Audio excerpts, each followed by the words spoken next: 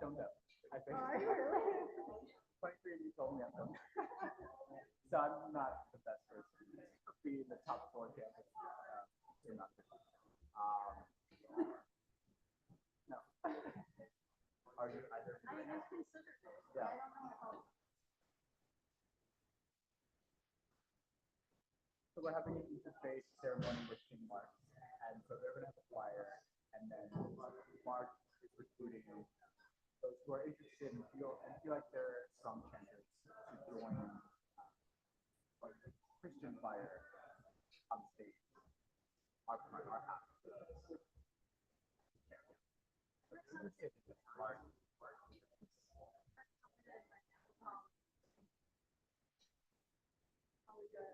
Well, I'm sure you'll have a lot. I mean, it's in May. It's not going to be a random. Yeah, you'll have time. You can prepare. Yeah.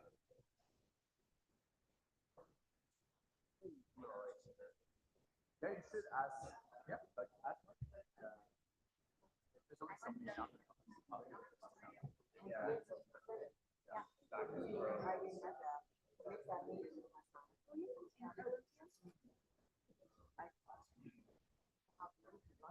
So how are you feeling since you joined us in December, right? Or November?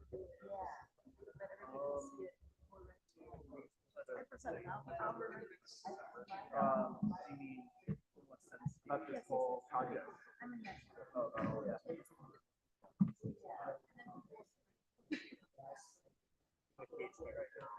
On what? It's stressful, but I'm gonna. Oh, but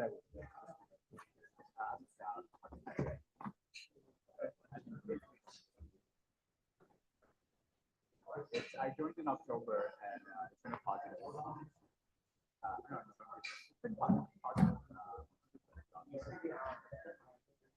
I'm responsible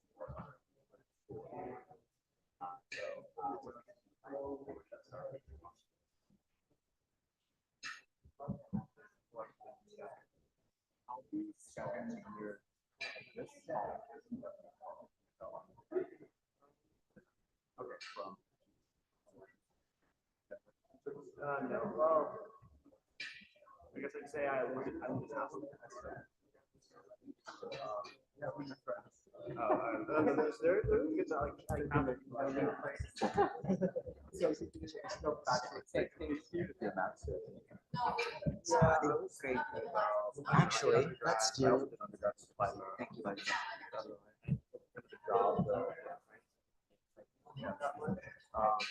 Taking a year off and Something. Might be a little too big. Travel around. Just training. Yeah. Like, all right. Can we get?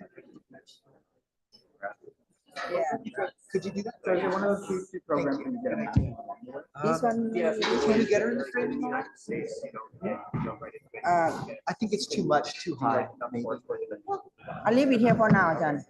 If you don't need, I can put it away. While this good. Okay. Well, it's gonna fall. Wrong. Wrap around. Wrap around. He's still more stable, in my humble Oh, opinion. that's way better. Probably not. Well, there have been parts of it that have seriously better environment. Like being academic, you really have to be kind of single-minded.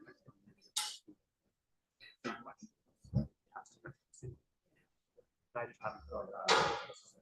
But recently I've had my whole like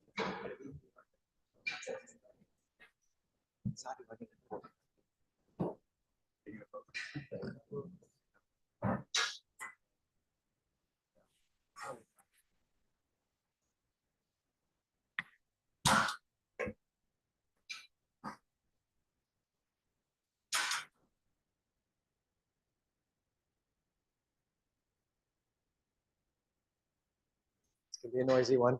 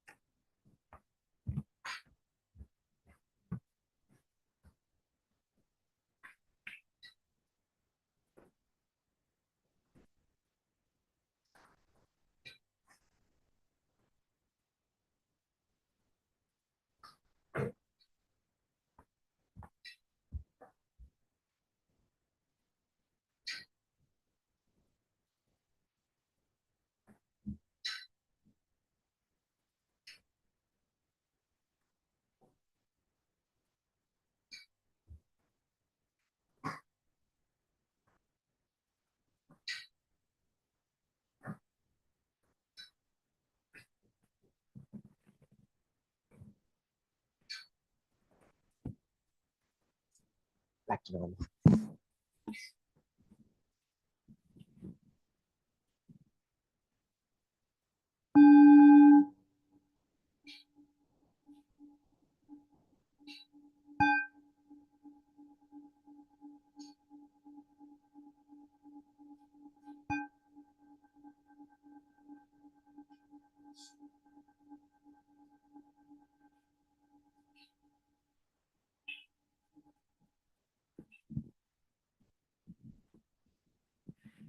So welcome everyone to Saturday morning with Clear Mountain. We actually have a surprise visitor. So this is Venerable Sungup. Am I saying it right? Jungup Sunim. And I'm going to get this biography wrong a little bit, but I remember some of it. Venerable Jungup Sunim, we met a few months ago. She's founded and stewards a monastery down in the south part of Seattle, Maple Valley. And how many years has Venerable been ordained for again?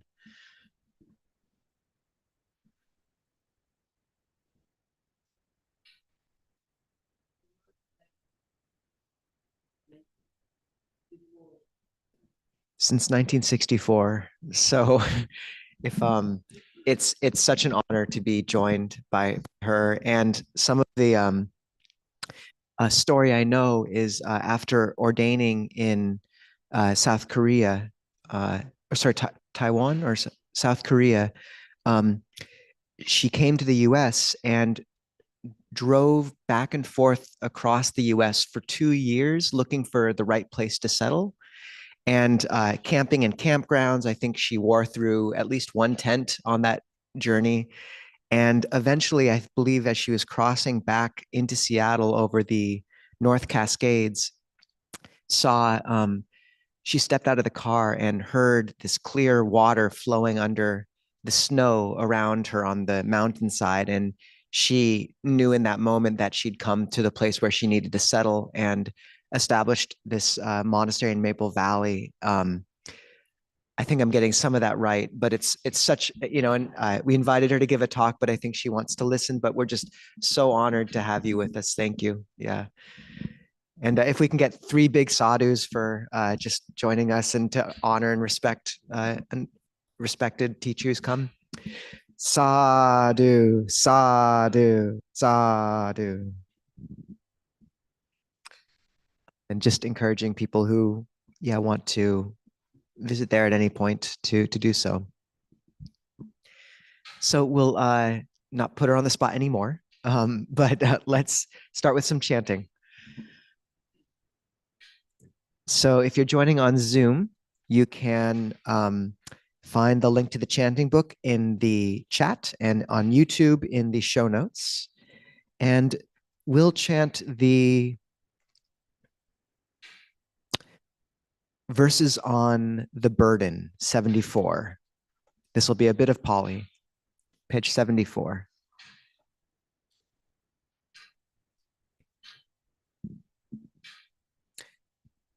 Handamayambara sutagatayo banamase Barahawe panchakanda Baraharo chapugalo Baradanang dukang loke Baranikapanang sukang.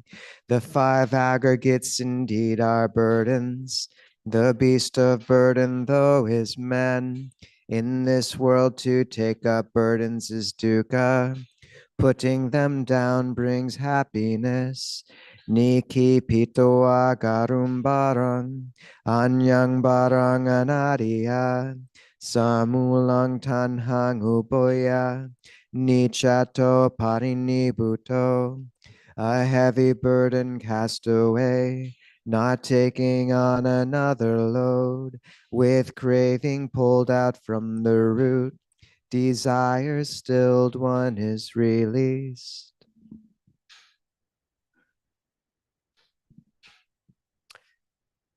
So we may be joined by the heating system today, as usual. And just one brief announcement before meditation. Some of you know, but next Saturday, we're going to be joined by Venerable Chanda, who's one of the most prominent bhikkhunis in the world right now. She's an amazing teacher visiting from England. And along with her, we'll be getting Aya Ananda Bodhi and Seminary Junha visiting too. So it's a real blessing, a big day, and we'll be in the main sanctuary over yonder, not here. So go over there. And we don't actually have the ability there to do the full-on potluck. So if people who do usually bring food, just you're welcome to bring a share of donuts, or some bring a cookies to share, something like that, but nothing kind of that requires plates and forks. We're going to keep it simple. Those who want to come and offer food early can do so at about 8:50 a.m. over there, just for the monastics. And to note that Ayananda Bodhi and Seminary Junha generally eat gluten-free and vegetarian if you want to provide anything for them, and avoid dairy.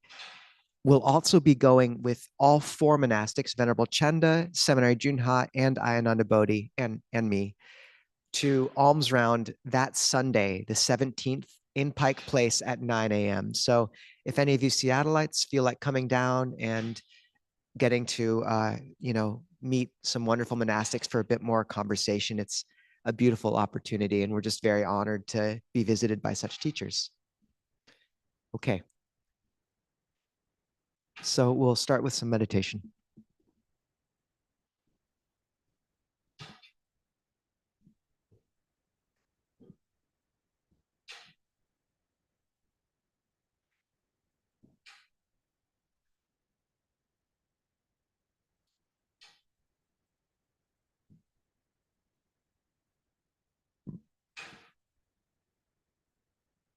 As usual, begin just by setting the body upright.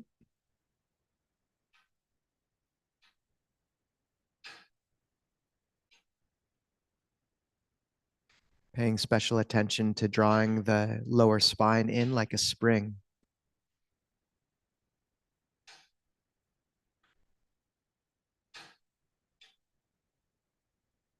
And allowing the vertebrae to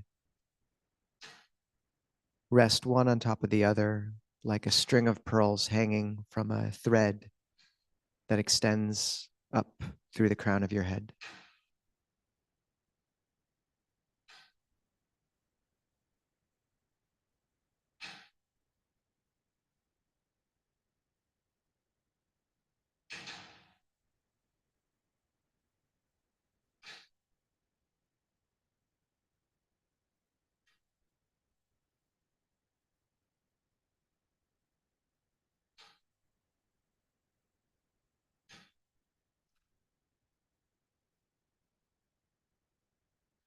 Notice and soften any tension in the eyes, the jaw, the tongue.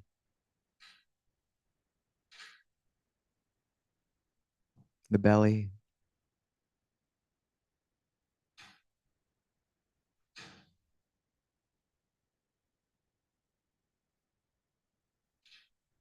And allow your breathing to slow and deepen.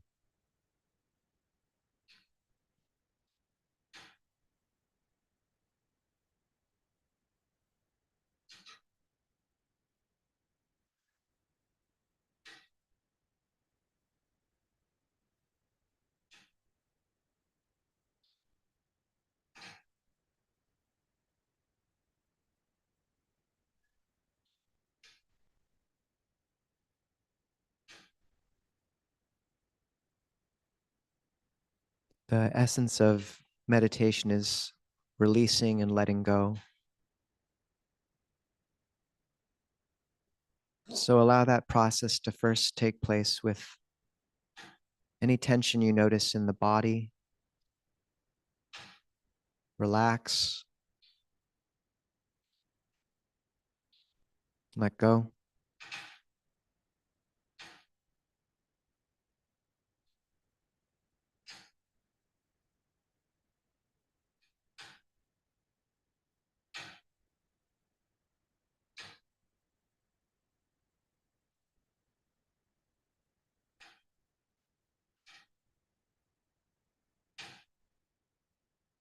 And if the mind is caught up in the past, just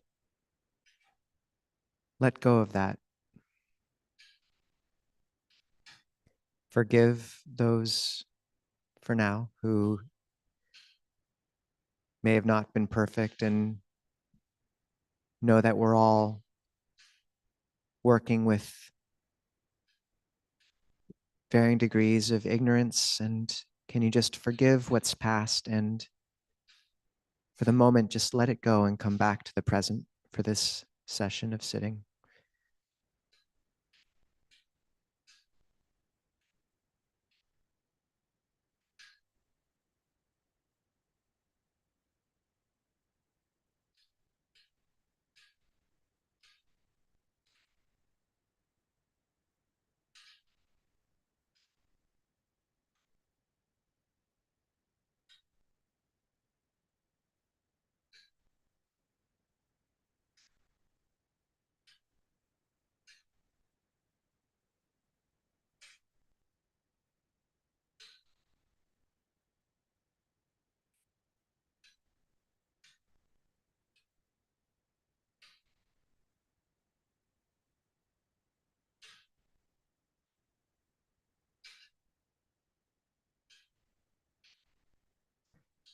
And then do the same for the future. Can you let it go as illusory, an illusion?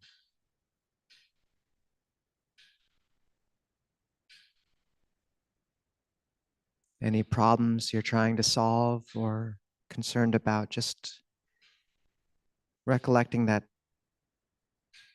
those issues in the world are never done. They just repeat. There's always something waiting at the other end behind it. The one problem that we can really solve is right now, bringing peace to the heart in the present moment. So can you let go of the future and return here?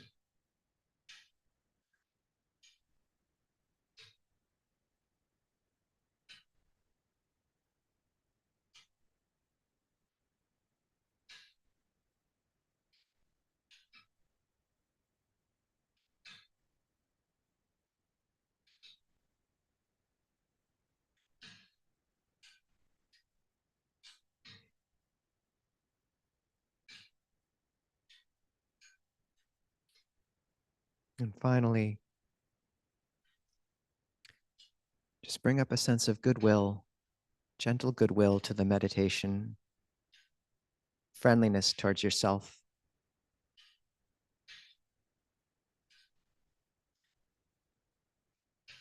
Even just with the recollection of all these beautiful people around you.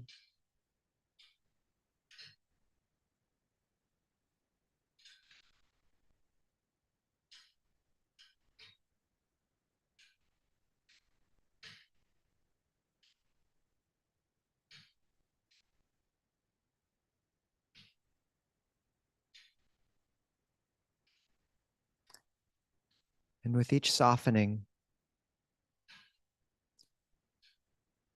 just notice how the breath becomes available on its own. It's waiting for you right there when you let go of the past, the future, aversion.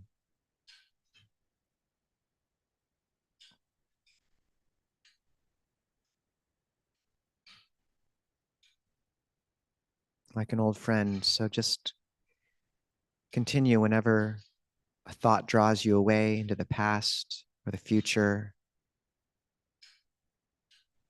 Forgive, relinquish, and come back just to this moment right now, the one place you can actually really affect your heart.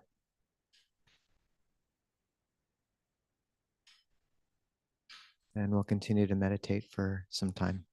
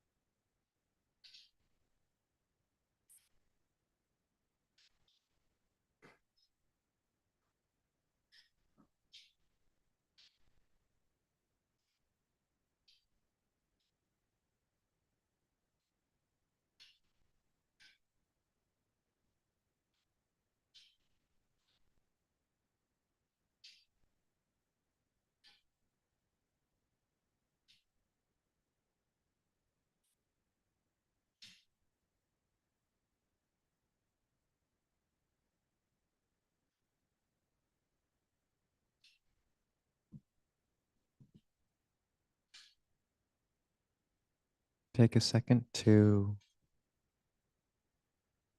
just take note of your internal attitude.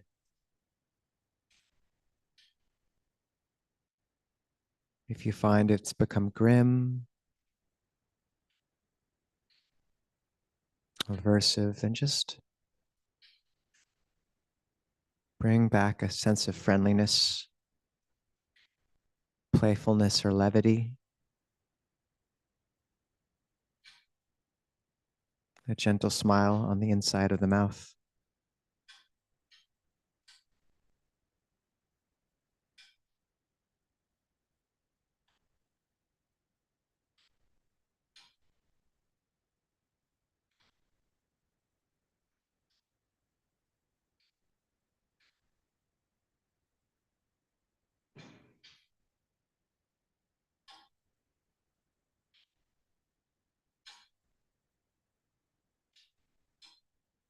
You can imagine looking down at your heart from your head and spreading loving kindness to it.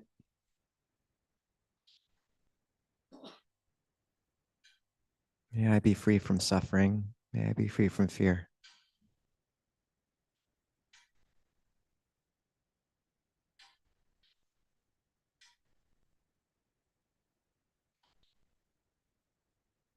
May I be happy and filled with loving kindness.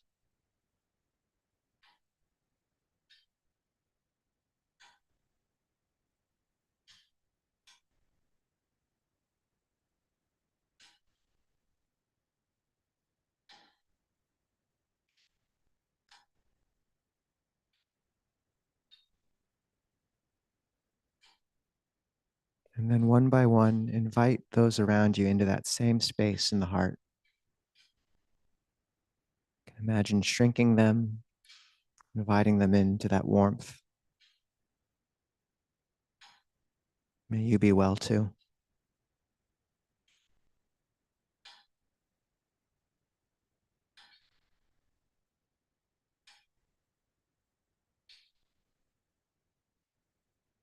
These beautiful friends who also suffer,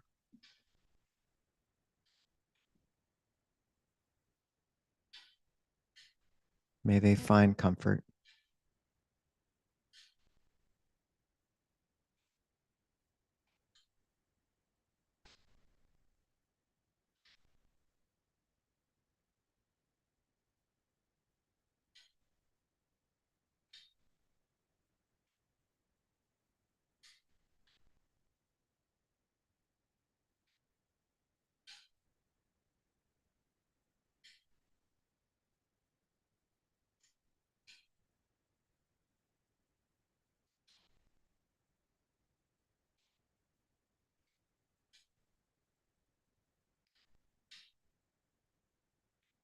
And then can you make room in that heart for a second for the whole world?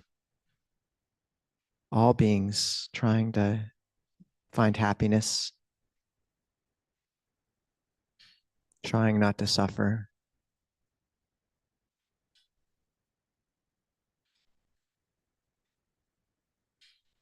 Can there be room in your heart for all of them?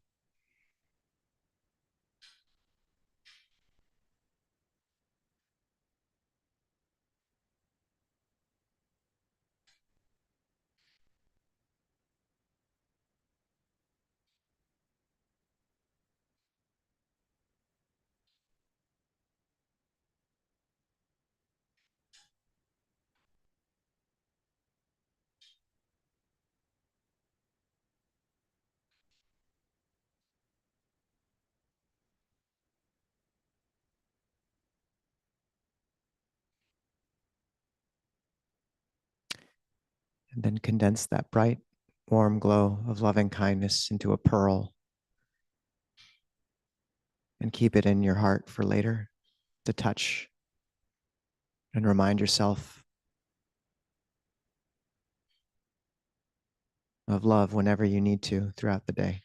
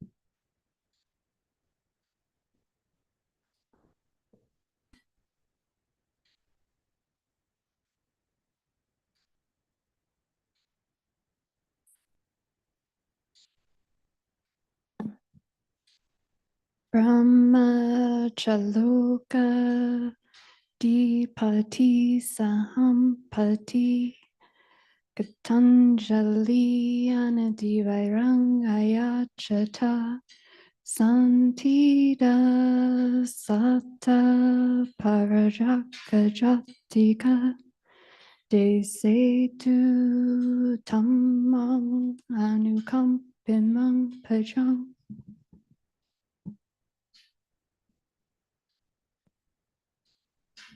Namo tassa bhagavato arahato sammasambuddhassa.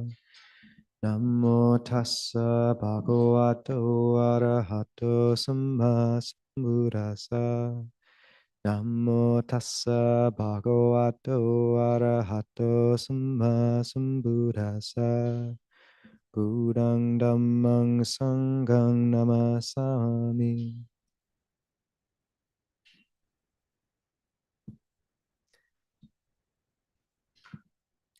There's a story from 13th century Japan of a monastery attendant named Kiyono.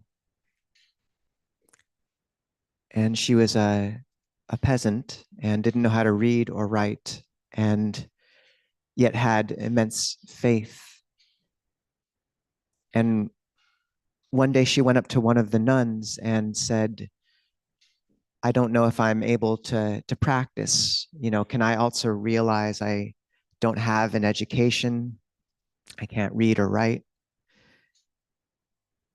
And the nun said, this is the beautiful part about the Dhamma, is all beings are equal in its eyes. And if you turn your mind towards the source of unwholesome phenomena, you can watch them cease. This is the heart of Zazen. Something like that. And the monastery attendant was heartened and gave herself to this practice of every day while she carried out her tasks and her chores, haul water, chop wood, all that. She kept this constant vigilance over the mind. And after several months, she was hauling water from the well on a full moon night in an old bamboo bucket covered or bound together with wire. And the reflection of the moon was in the water, and suddenly the wires frayed or came undone, and the bottom of the bucket dropped out, and the moon disappeared, the reflection. And this was her initiation to an awakening experience. And the verses she uttered then were something along the lines of, bound together by various things, I've held together this bucket. But when all those things come undone and the water drops away, the moon also disappears. And this idea of awakening as the unwinding of the wires and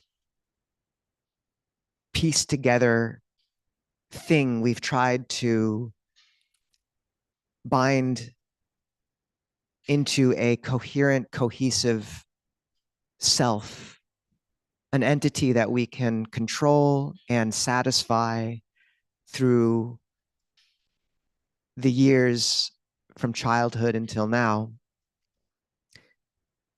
The idea that awakening comes from their sudden untying and the understanding that the image of the moon we've been staring at in that water is nothing. And that actually we've been looking in the exact opposite direction of the moon, that the moon is up above. And only when our fixation with that shivering and fragile image is dispersed does the mind turn towards awakening and what is beyond this pieced together sense of the self.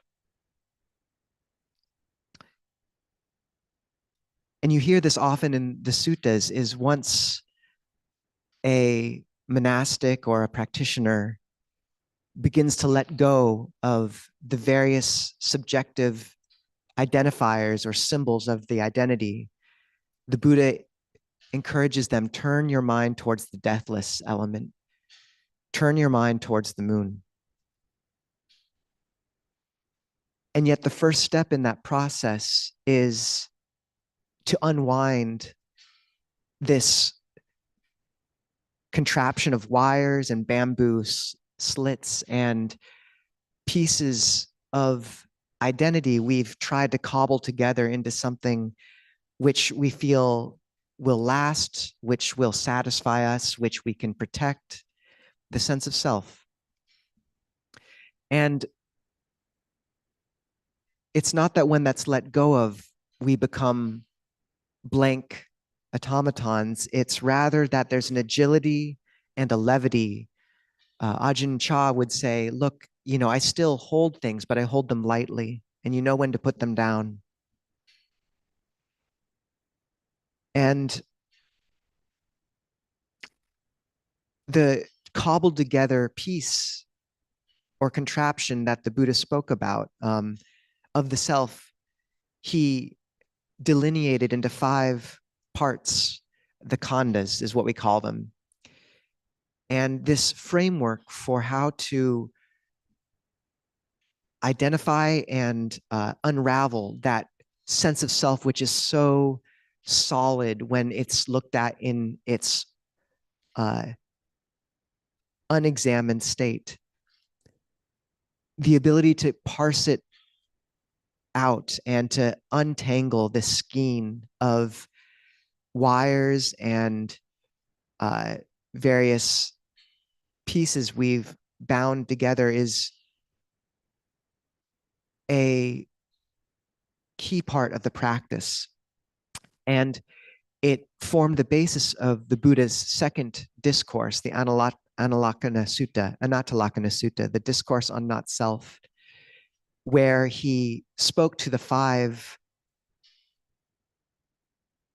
practitioners or ascetics who had practiced with him before his awakening. And he said, is form permanent or impermanent? And they said, impermanent, Lord. Is what is impermanent suffering or happiness? And they said, suffering, Lord. It's insubstantial. It's not satisfactory. Is what is insubstantial, unsatisfactory, worthy to call, this is me, this is myself, this is mine? No, Venerable Sir. He said, bhikkhus, if form were self, one would be able to say of form, that's the body, let my form, let my body be thus, let my body not be thus. But because, bhikkhus, form is not self, one is not able to say, let my form be thus, let my form not be thus. And seeing rightly, one becomes disenchanted with the body, disenchanted with form. And he goes on and does the same with the other 4 aggregates. So aggregate means heap.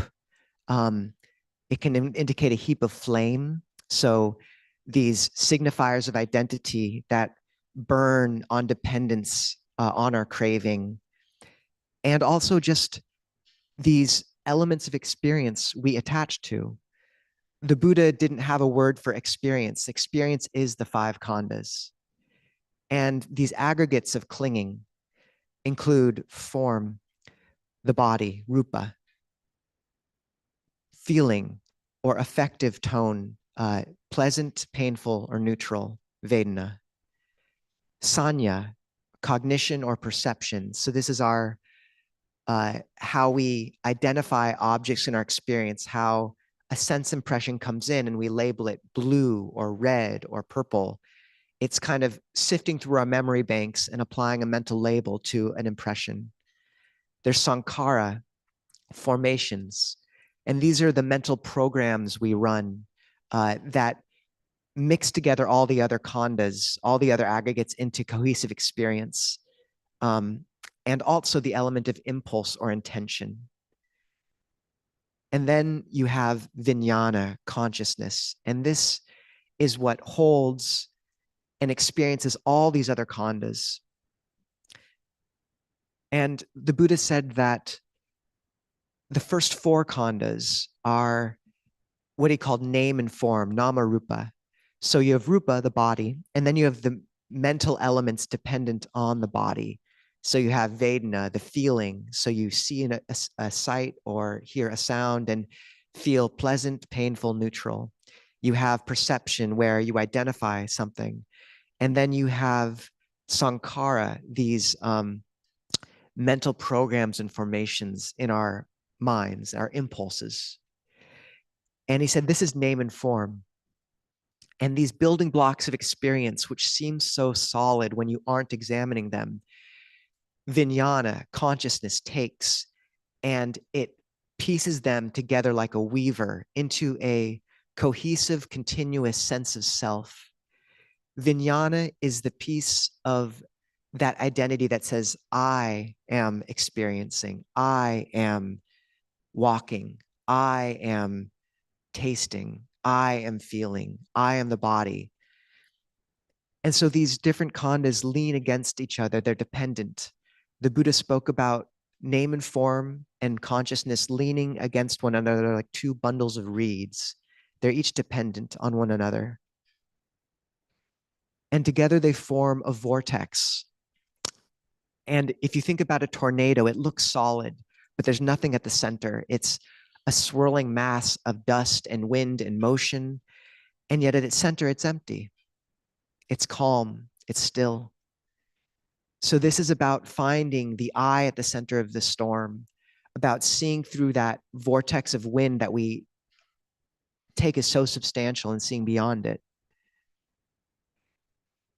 And how we identify with these, the sense of self that we attribute to these aggregates. The Buddha spoke about three ways we identify with an aggregate. Either we say etang mama, which means this is mine. And that word mama, the first word that a baby will say, mama, mine, mother.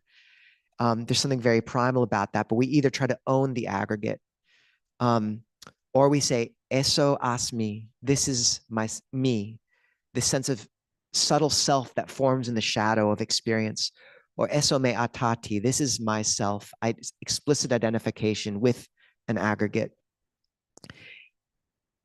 And these aren't well-articulated philosophical assumptions in our cognition, but rather this kind of underlying way of thinking about what self means.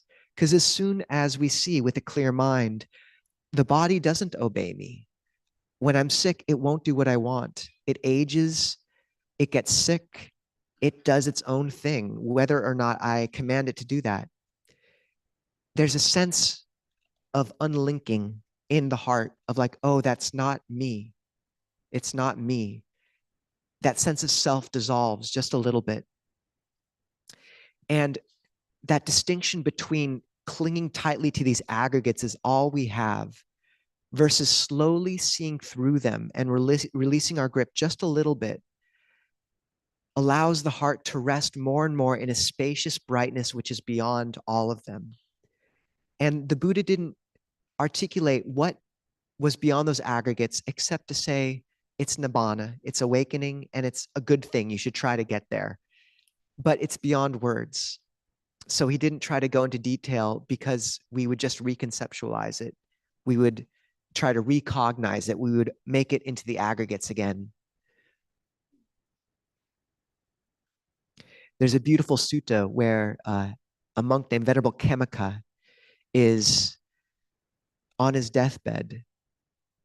And a monk, the senior monks nearby send a messenger, and the messenger says, Venerable Kemaka, we know you're sick and in pain.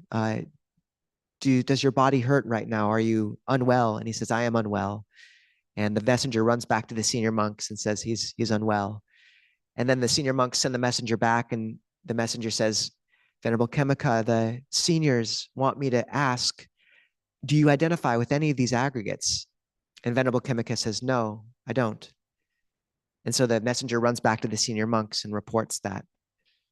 And then he comes back to Venerable Kemaka and says, Venerable Kemaka, the senior monks want me to ask, are you awakened yet, since you identify not with the aggregates? And Venerable Kemaka says, no, I'm not. And the messenger runs back, and this goes back and forth until finally Venerable Kemaka says, okay, enough. And he gets up despite being sick and walks over to the senior monks and says, even though I don't explicitly identify with any of these aggregates as me or mine or myself, even so, I am not yet awakened. It's as if, like a flower, you can't say of that flower, the scent comes from the stem or the stamen or the petals, but nonetheless, a scent still lingers. And even so, though I've given up an explicit identification with any of these aggregates, still this subtle sense of self remains. And the listeners became awakened, and Venerable Kemaka gained the distinction of becoming the one bhikkhu to ever become awakened from his own Dharma talk. So as we let go of these aggregates, the first level is letting go of this sense of clinging as mine and saying explicitly, this is myself. And that happens at stream entry. One who's seen awakening, whose heart has contacted the deathless, the dimension beyond birth and death, can never again truly believe that this body is them, that these perceptions are them, that this consciousness is all they are, because they've seen something beyond. But even after that first stage of awakening, still this subtle sense of self lingers.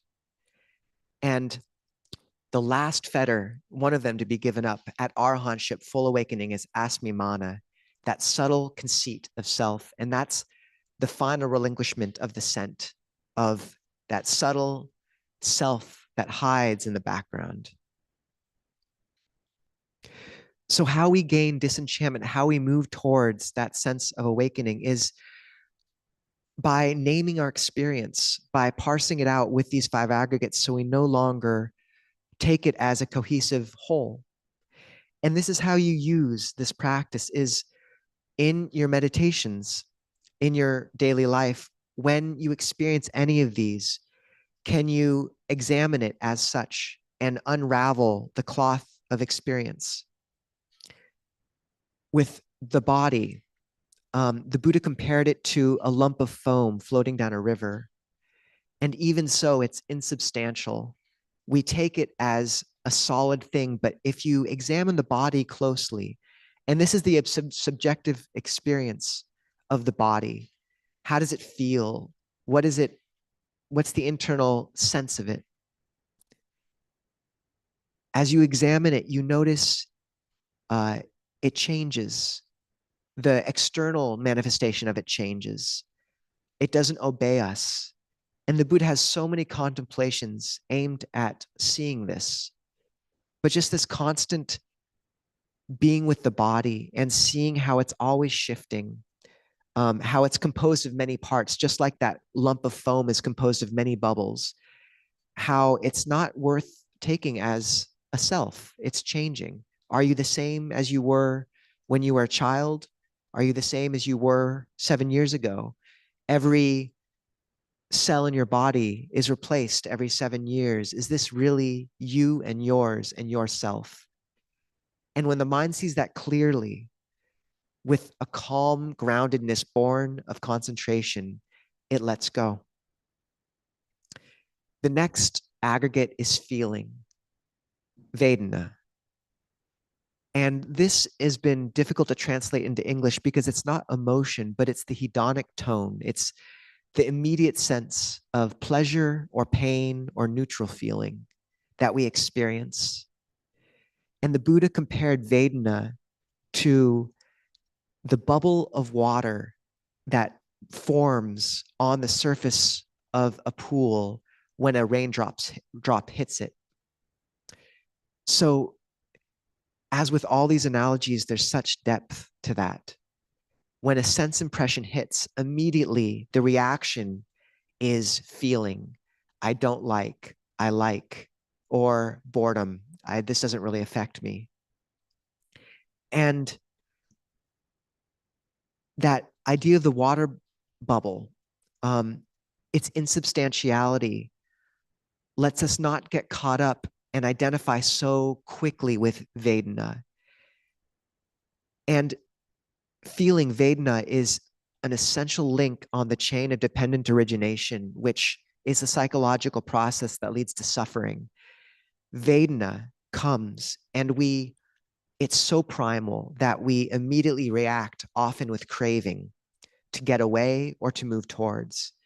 And only if we bring mindfulness to bear at that moment and say, oh, this is pleasant feeling, or this is painful, can we stop that chain from moving on? Can we parse out that thread and let it unravel before it leads to further weaving of this cloth of suffering, of self? And Vedana hits so deep sometimes, it's very hard not to identify with. When the person we don't like walks into the room, that sense of sinking, of nausea, or when the person we love or are enamored with walks into the room, that sense of uplift and brightness, can we see how we become drunk on that so quickly, how we grasp it as mind, etang mama, how we grasp it as me, it's intoxicating. And you know that if you tie your heart to the water bubble will fade and the heart will encounter once again that emptiness that comes when the aggregate falls away. None of these aggregates are solid, they're processes. The Buddha was a radical phenomenologist. Everything is a process. This is why the aggregates translated as heaps of flame is almost the best translation because it implies their motion and their movement. Another really important way of looking at Vedana, feeling, is illustrated in the Majjhima Nikaya 44, or where a nun named Venerable Dhammadina says, pleasant feeling is pleasant when it remains and painful when it changes.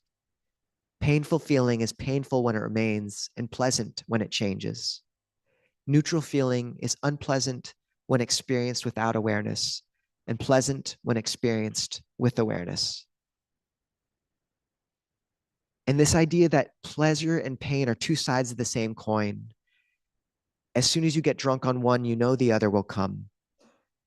And this just lets you see through feeling, Vedana, and not attach. The next aggregate the Buddha spoke about was sanya, perception, cognition. And the Buddha spoke about this as the perception of blue, red, or other colors. This idea that a sense impression comes and you identify it, identify with it. And in an analogy that one famous monk gives, sanya is compared to the ring finger, because when you buy into a perception, you bind yourself to it. It's very solid. It solidifies the experience.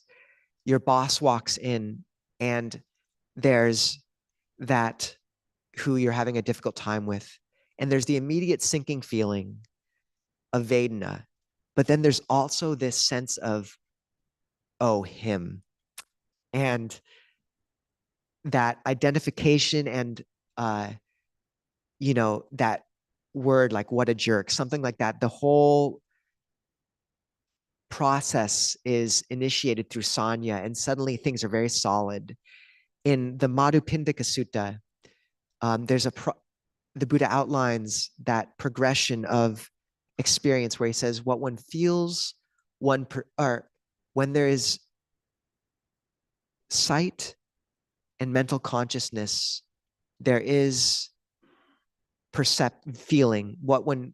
With feeling, there's perception. What one perceives, one thinks about.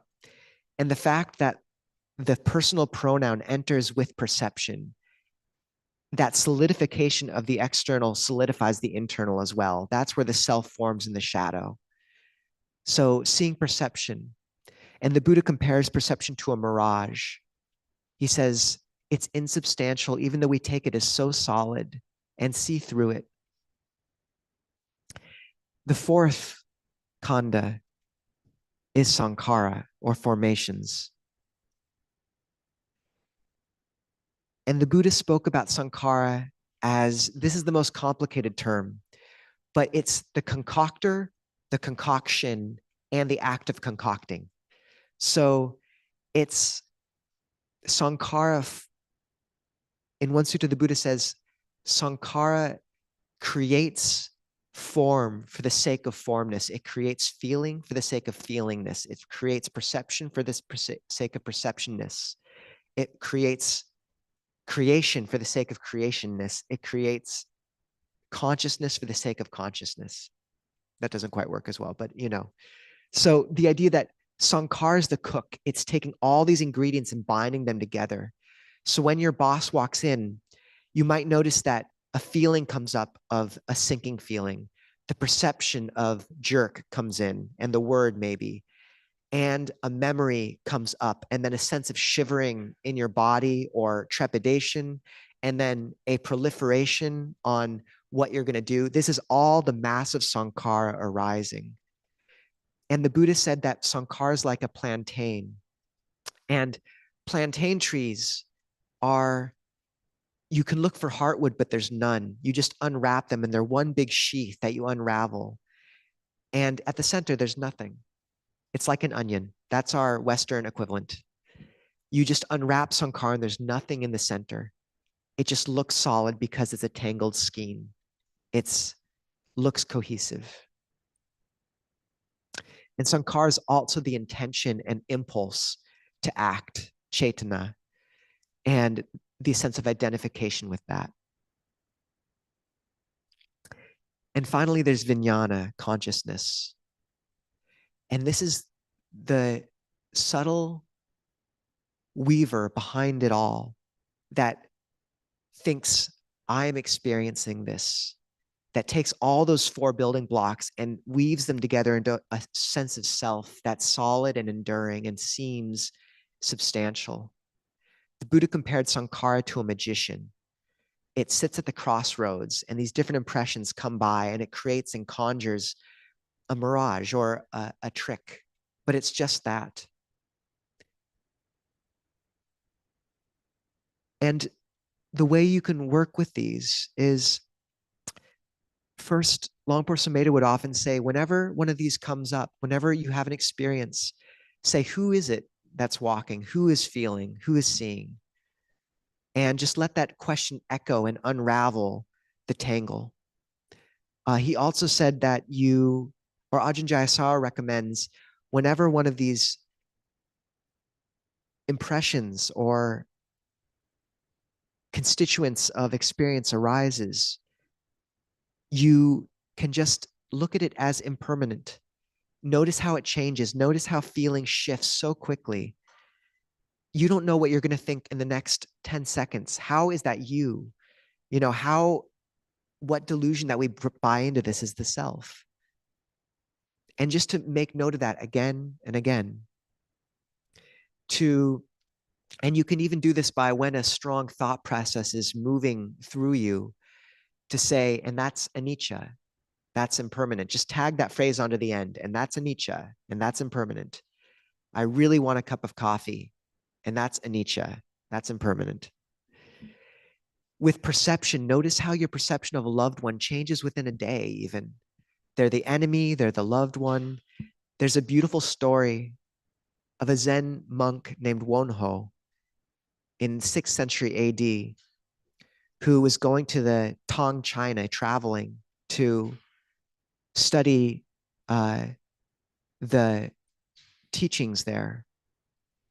And he got caught in a rainstorm, and in the dark of the night stumbled into a cave for shelter. And he found, he was parched and found a gourd of cool water, which he drank and sated himself and fell asleep. He woke up the next morning and found out that he'd actually stumbled into a crypt. And the gourd was an empty skull filled with rank water. And this knowledge of how much his perception had been shifted in that moment issued into his awakening. And he said, impressions are born of the mind. When the mind ceases, when thought ceases, a tomb and a cave are one. When all dharmas arise in the mind, why do I need to go to elsewhere to study them? I will not go to the Tong. When there is no thought, mind and a tomb are one. So perception. When is your loved one a skeleton? When are they a cool gourd of water? And just see how that shifts. These things are a mirage.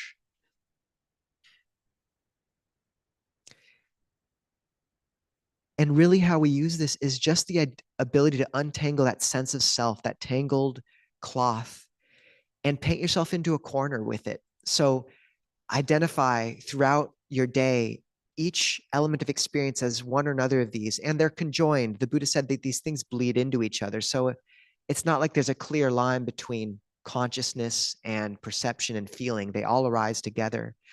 But can you name each until you've cornered yourself? And suddenly the mind breaks open the bucket and looks elsewhere. Because you see that one way of articulating the practice is you see that everything is a guest until finally you turn your attention to the host. So the khandhas are a way of taking what you thought was the host, the self that's hiding in the shadow, and noticing all of it's just the guests. All of it is not you. And eventually, when that happens, you no longer can identify with it. And the mind can look up to the sky where the moon is waiting. So good luck with all of that. Yes.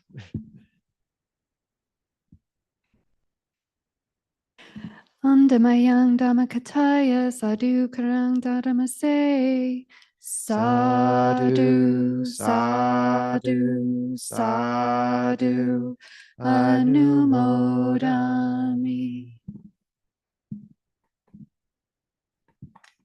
I forgot to mention one great sutta where there's a king and he hears the sound of a lute, so lovely, so pleasant. And he says, Minister, what is that sound so lovely, so pleasant? Bring me that sound. And the minister says, I'll bring you the lute, but I can't bring you just the sound. The sound arises in dependence on these constituents of parts, namely the soundboard, the fretboard, the strings. And so the king, taking the lute, would smash it and burn it into a bunch of pieces in ash and scatter the ash in the water. And he would say, what is this thing called a lute, which the world is so taken with? Even so, bhikkhus, when you've investigated these 5 aggregates to their very end, you can find nothing there to take as a self, me, or mine. So this idea that the self is this subtle melody we really think is substantial, but when we take apart the lute, we find the sound doesn't exist without the lute. And that's not to say all that's left is silence, but when you put down that sound, what remains is, something else, a different and deeper and profound silence beyond time. And I love that sutta. So we have time for some questions now. If people want to raise their hand, and you can say your name. And if you're on Zoom, feel free to raise your electronic hand. Hi. This is going to be a little bit of an open-ended question, but just based on my understanding and my practice, I feel like a lot of meditation is like a deconstruction of your phenomenal reality. Like emotion turns into sensations, beliefs turn into stories, and things turn into emptiness. But it's very hard to operate, at least in lay life, with a deconstructed reality where like everything feels like phenomenal experiences, like individual things, and there's no like story to tie it all together. I feel like in monastic life or on retreat, it's fine because there is a structure to keep that together, and you can move past it and reconstruct it in a way that's skillful. But I have trouble, especially if like my meditation goes really deep, of that reconstruction process where I just feel like I'm crazy in a way. So it is an open-ended question. Like, what would you recommend, at least in lay life, of like when that process happens, when it does untangle, like the retangling has to happen to operate in day-to-day life? It's a good question.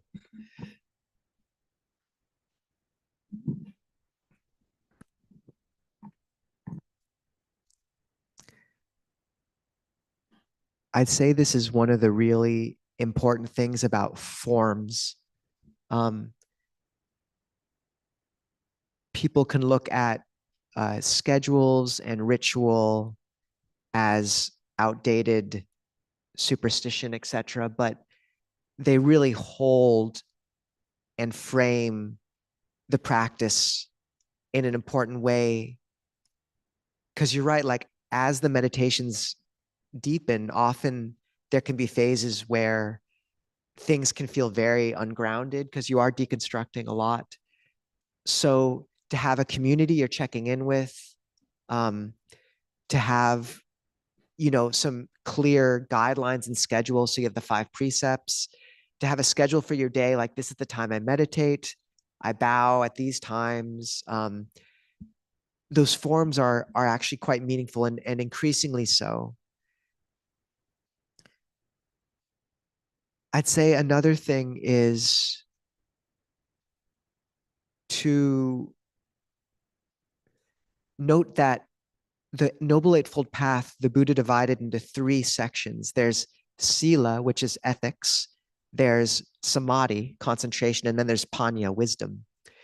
And panya, wisdom, is the part that unravels everything. It sees everything as khandhas.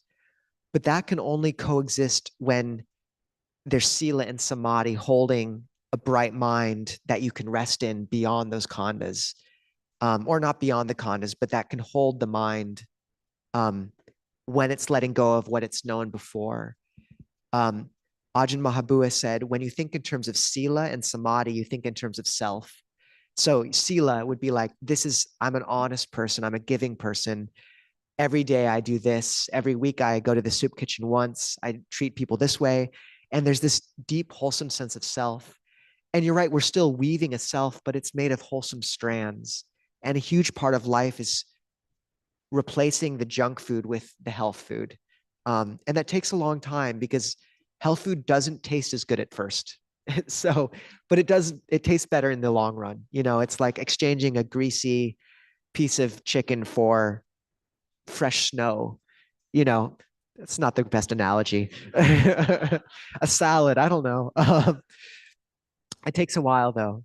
And then samadhi is the cultivation of this bright mind, and that, Longpo Sucitta says 80% of the practice at the beginning is just letting the chitta grow brighter, and that happens through meditation. And that's really important because there can be this idea that when you let go of that, when you're untangling stuff, you're not left with anything underneath. But alongside that sense of letting go, there should be this sense of intuitive awareness guiding you more and more, the sense of like, oh, this is wrong, this is right, like a deeper voice which leads you. And that's really important to let grow as well. So you shouldn't be without guidance in that sense. It just takes a while to hear that quiet voice. So yeah, I'd say that like if you're in deep retreat, just make sure it's really structured and give yourself time to re-enter and let the cloth weave itself again. Because during deep retreat, that stuff really can fall apart. So you don't want to have decisions. It just needs to be all scheduled often. But then in daily life, rely on these other structures. About 1 day a week, you hold for practice and hold the 8 precepts. You hold the 5 precepts. You have spiritual friends, like help hold yourself through that deconstruction process as much as you can. So, and also use meditations of loving kindness. That kind of brightens the chitta, that will hold your heart. So just doing Vipassana, insight meditation, or just Goenka sometimes can be a lot for people, because it's like all about deconstruction, which can be hard. So you need to balance that with samatha. Yeah, that help a bit. You don't look too crazy yet, Samek. You got some time. Okay. Axel, Steve or Axel, please. I think I'm next. Yeah. Could you discern between Panya and Chitta? Because it seems they almost seem the same, sort of, and especially the latter, Chitta. It seems like it's really easy to think that's me. I mean, it's like the hardest thing to not think there's a me there. So, kind of, can you tease that apart? Yeah. So chitta and vijnana. Chitta means heart mind, and it's used pretty synonymously with vijnana, consciousness, the 5th aggregate. And the question is, how is that different than wisdom, panya? And the Buddha actually, I think it's Venerable Sariputta, addresses this directly. He says, consciousness, vijnana, knows pleasure. This is pleasant. This is painful, or this is suffering. Wisdom knows this is dukkha. This is the source of dukkha. This is the cessation of dukkha. This is the path to the cessation of dukkha. So there's a relation there in that vijnana does know suffering, but wisdom's almost this refinement of it that knows even more. And I've heard the analogy is it's like vijnana is like a child who sees a coin and it knows it's metal and shiny. Perception, sanya, knows the worth of the coin. It knows that it's a coin. It knows how much the denomination. Wisdom is like a treasurer who knows, is this actual gold? When was it minted? What can I use it for? How does it fit into other denominations? So they are related, I'd say. And from what I've know, people compare chitta to a lake. And when it's quivering, it is rippling and unclear.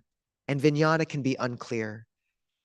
But as it settles and calms, the surface of the lake becomes smooth and perfectly reflective and sees clearly, and that's wisdom.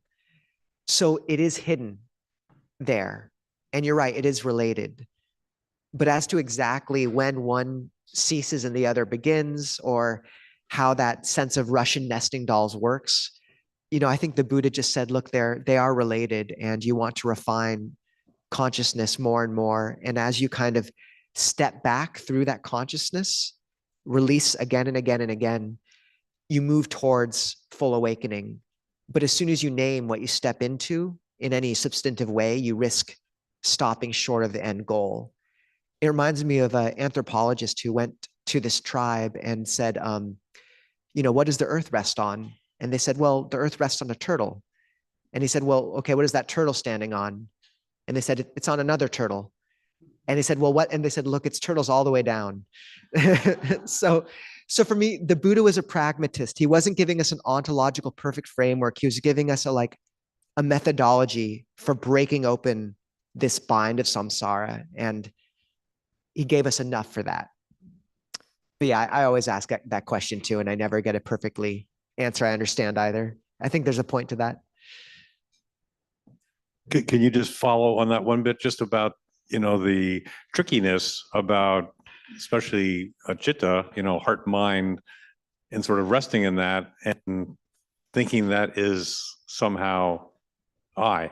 I mean, that's just Yeah. so, because it's not, and it seems like it more than anything. Yeah, and this is the Buddha's so this is an experience people have, is the mind gets calm and suddenly there's a radiance and a self-contained nature to the mind. And I mean, consciousness becomes very salient, and it's so hard not to identify with that and take it as God or the bodhicitta.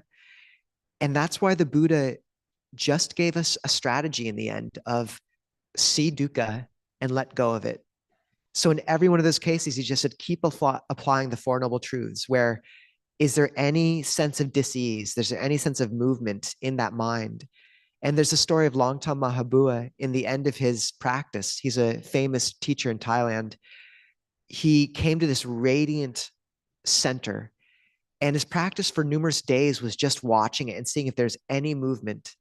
And suddenly he saw there was this slight shift, and then his mind broke open to something entirely different. So I'd say, yeah, the Buddha recognized the danger in, he gave us something to move towards, but then in the end of the day, there's only dukkha and the cessation of dukkha. And that is enough of a springboard to get you to awakening. Hopefully. So I think so. Thank you, Steve. Axel.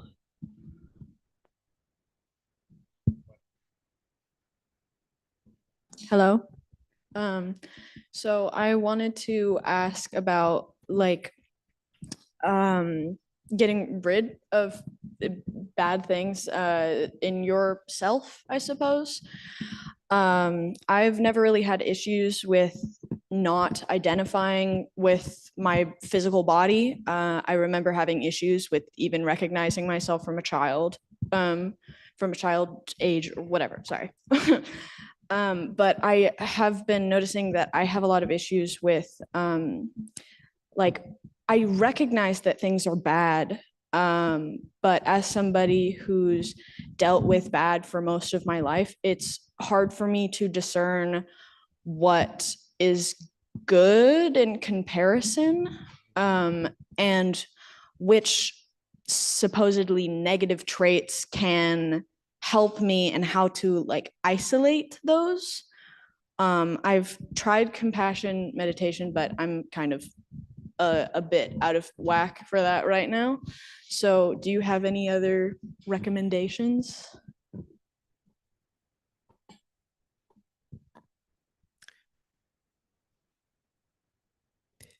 Yeah, that's a good one. I think the first, yes, like looking at the negative constructs with as the five khandhas and seeing their illusory nature, that's useful. But then you're right, like how, if you've been operating in that realm for so long, how do you gain any sense of what's different and let go into that and have trust that there's something there to catch you if you do? And this is one of the reasons we don't let go of dukkha, is it's familiar. Like Ajahn Jeff says, the last thing you can take from people is their suffering. And I'd say that is just a slow process of, in the Kalama Sutta, the Buddha says to a group of villagers who are really doubtful about what path to take, he says, first, do you believe actions taken from greed, hatred, and delusion lead to suffering or benefit? And they say leads to suffering. And basically he says, bring up states and actions based around non-greed, non-hatred, non-delusion. So that's nice to know, but like you said, that's all subjective. Like how do we know in the moment what's a greedy action and what maybe has some greed wound into it, but also is important to follow an element of. And so what's really important and gets passed up in the Kalama Sutta often is then the Buddha says, what's praised by the wise and not praised by the wise. So like, come to spiritual friends, talk things over, read these teachings. Like, people underestimate the power of right view. And then a daily meditation practice, even of 10 minutes a day, often like that intuitive sense gets strengthened that way. And you'll know if you're clinging to something which is unwholesome over time. Like it just becomes apparent, and the heart has its own way of knowing things, but it needs a quiet space to operate in that knowing. And the final thing is, and often you can invoke, say, sort of, what would this person do? What would they say? And just see what answer comes out of the ether. And the final thing that gets passed up in the Kalama Sutta is exactly what you were mentioning, is loving kindness. The Buddha tells them to develop that. And I think that's because loving kindness is such a simple state. It's just so pure that it's like a mirror. Like when you're in that place of love, you can ask any question and the answer's often very simple and clear. And just really trying to cultivate a loving kindness and trusting that brightening of the heart will clarify things a little bit. And the final thing, though, is to lean, that's all about samadhi and panya, concentration, developing these bright states, and then wisdom. But there's a real place for sila. What external things in your life can you make a change in now? Like, are there people you should be spending less time with? Are there things you should give up doing? Is there some, I remember when I was young, starting to try to meditate. And then I heard from my friend about one of his friends who was meditating, a certain number of minutes a day. And just something in me said, I need to do that. And so you just make the determination from that point. Okay, I'm going to do that. So knowing that we don't always have the wisdom and agility of heart to make those decisions well, and trying to apply protective mechanisms when we're able to kind of shift external circumstances as well. So, throwing out the beer or whatever, you don't have to worry about this, I don't think so. So does that help at all? Okay. We actually have to wrap stuff up. I'm sorry. So maybe we could read the chanting requests.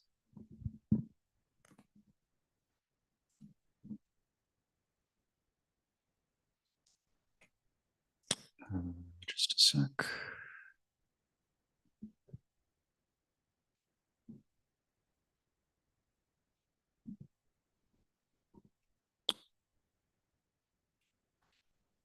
Sonny and daughter Axel, much love and metta to both, for Sonny's safe passage and Axel's grace moving on. Tom and his wife Natalie in hospice, please dedicate goodness and loving kindness for a joyful death.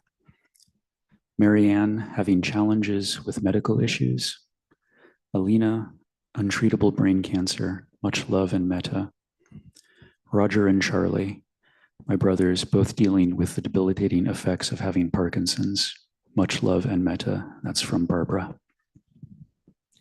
Do we have other people to bring to mind and hold in our hearts? Latoya? Latoya.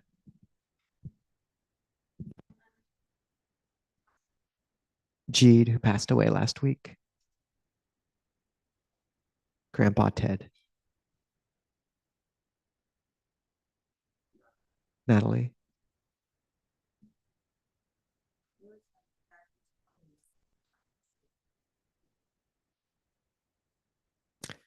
Person who died on the freeway on the way here in the car accident. Deep people suffering in different places from war. On Zoom, we have Andy Chernov, who has passed into his next rebirth. And for all those who have passed for a positive rebirth, and Alfred Mannings. Okay. And then last week we tried rejoicing. It was a bit of a lackluster attempt. Let's try better this time. Things we should rejoice in. I'd like to rejoice in Siri Porn's birthday, I believe today. Lex's birthday. Sorry, Lex's birthday. Siri Porn's birthday too, just later. I'd like to rejoice in Venerable Jungup Sunim coming and visiting us. That's such a gift. Okay, come on, people. Let's get one.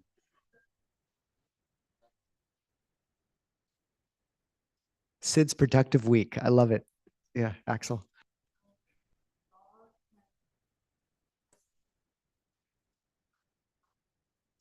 Axel's dog recovering from malnutrition. Steve.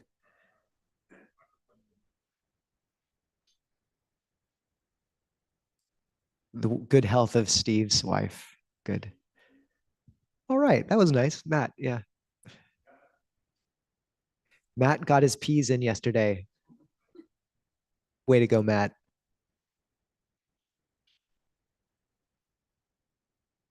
Say that again. Oh, tulips and daffodils, which are coming up. Cheryl. Jean helped Kathy do something with the roses. Plant them, plant them. Good.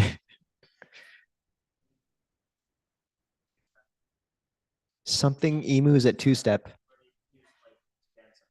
Oh, learning new moves. All right, I like it. All right, so good. Oh, one more, yes.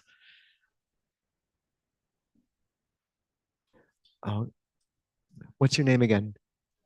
Jennifer? Jennifer had a great birthday week. Good. All right, let's chant.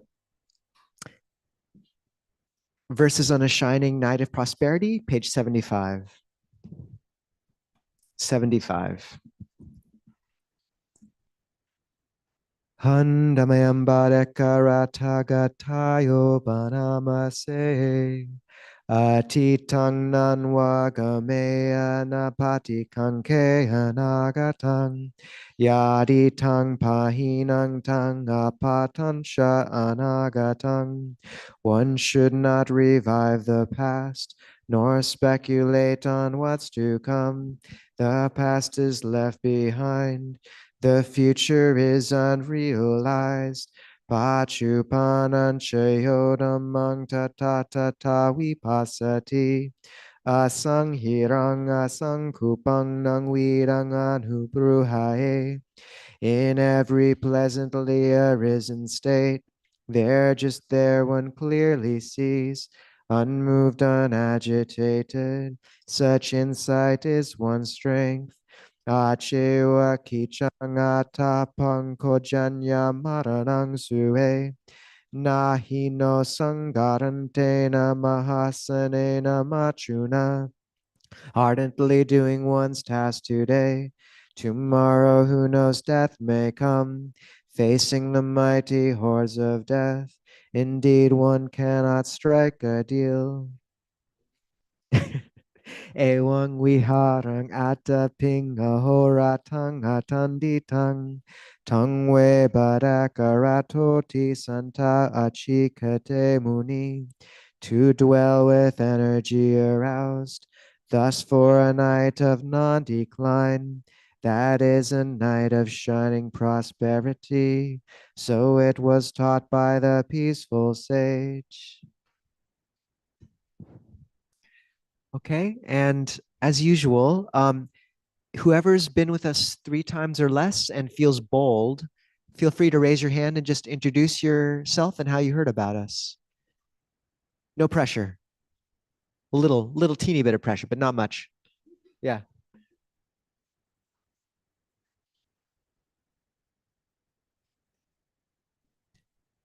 Samek brought Jennifer. Way to go. On her birthday week, which got even better from today, hopefully. Okay, good. Anyone else? Ben, welcome.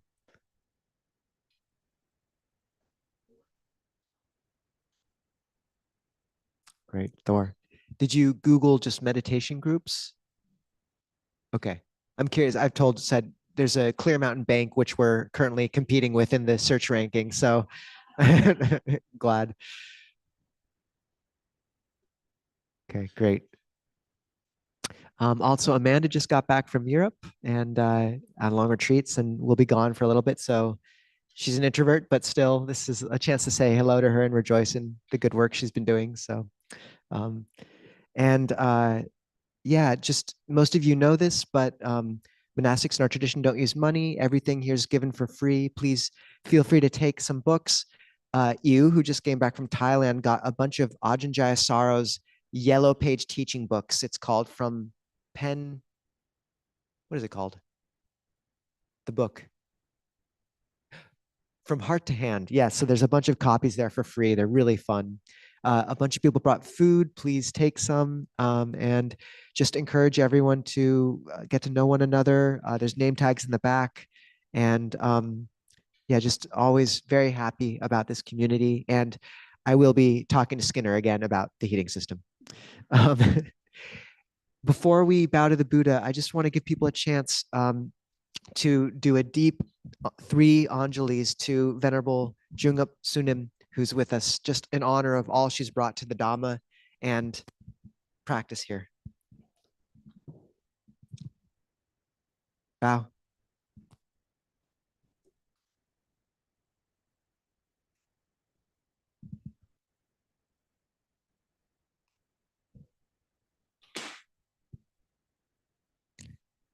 Thank you. Okay. And that.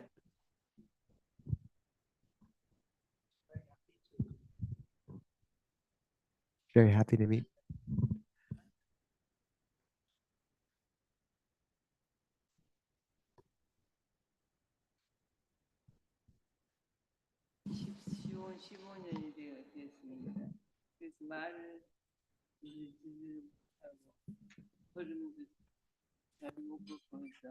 여러 가지로 불편한 몸으로 여러분을 뵙게 돼서 제가 많이 아쉽습니다.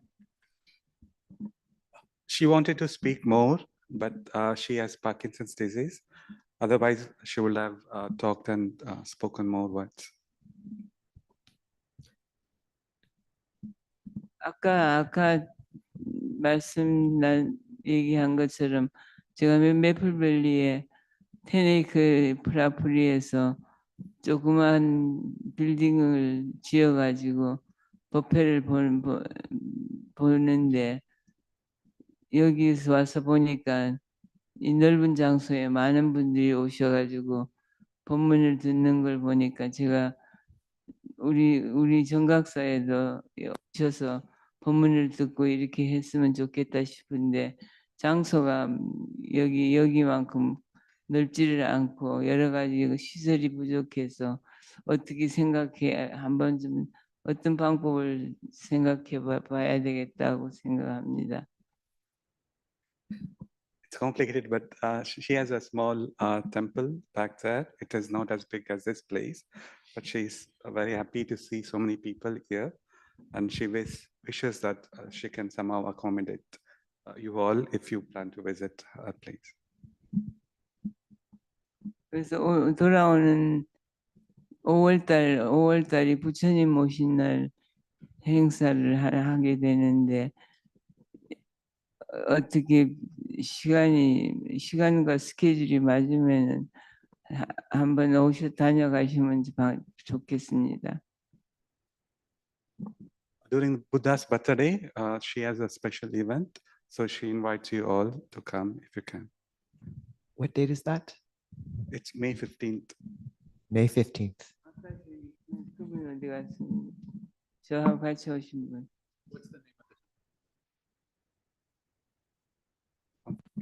The name of the temple is Jungaksa Temple. It's in Maple Valley. Jungaksa. And we'll advertise that event beforehand or announce it again as well if Chetan reminds us and we can get to it. Okay. 명진, 저는 제가 너무 오래 앉아 있으면 허리가 많이 아프고 그래서 저희는 좀 일찍 가야겠습니다. 지금 오늘 몸이 많이 불편했는데 용기를 내서 왔는데 나중에 인원을 하겠습니다. She can't sit for a long time, so she's going to leave now. Otherwise, she says goodbye to everyone. Can we just say, even though she didn't get to speak much, we're just so honored by her visiting and all the gift of life she's given to the Dhamma. 여기 왔어서 엄청 기분이 좋다고 행복하다고 하죠. 손님이 여기 왔어서 엄청 좋다고 말씀드렸어요. 행복하다고. 감사합니다. Thank you. Okay, we can bow to the Buddha image for those who want, no pressure.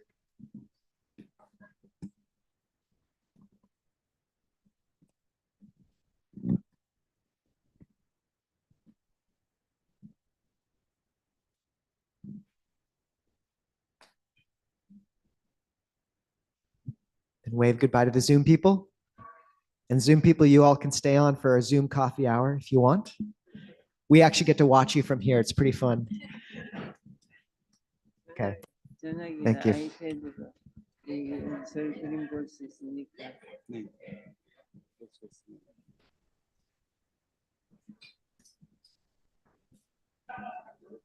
감사합니다. 선생님 오시다. Everyone.